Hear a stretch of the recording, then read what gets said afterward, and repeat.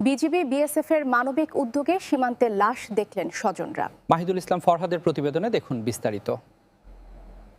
চাঁপাইনবাবগঞ্জ সীমান্তে দেখা গেল এক অনন্য মানবিক দৃষ্টান্ত। ভারতীয় নাগরিক, মালদা জেলার চকমাহিলপুর গ্রামের মৃত গাজলুর রহমানের স্ত্রী ৭০ বছর বয়সী সেলিনা বেগম বার্ধক্যজনিত কারণে মৃত্যুবরণ করেন।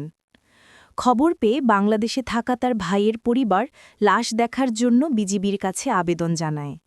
সঙ্গে সঙ্গে মহানন্দা ব্যাটালিয়ন ৫৯-এর পক্ষ থেকে বিএসএফের সাথে যোগাযোগ করা হয় এবং উভয় বাহিনীর সম্মতিতে আন্তর্জাতিক সীমারেখায় লাশ দেখার ব্যবস্থা করা হয়।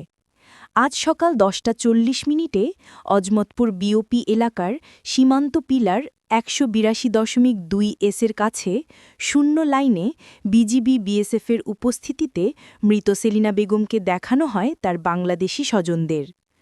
লাশ দেখে স্বজনরা আবেগে ভেঙে পড়েন এবং বিজিবির এমন মানবিক সহযোগিতার জন্য কৃতজ্ঞতা জানান। ঘটনার সত্যতা নিশ্চিত করেন মহানন্দা ব্যাটালিয়নের অধিনায়ক লেফটেন্যান্ট কর্নেল গোলাম কিবরিয়া। তিনি জানান, বিজিবি সবসময় মানবিক কাজে অগ্রগামী এবং ভবিষ্যতেও এ ধরনের মানবিক সহায়তা অব্যাহত রাখবে।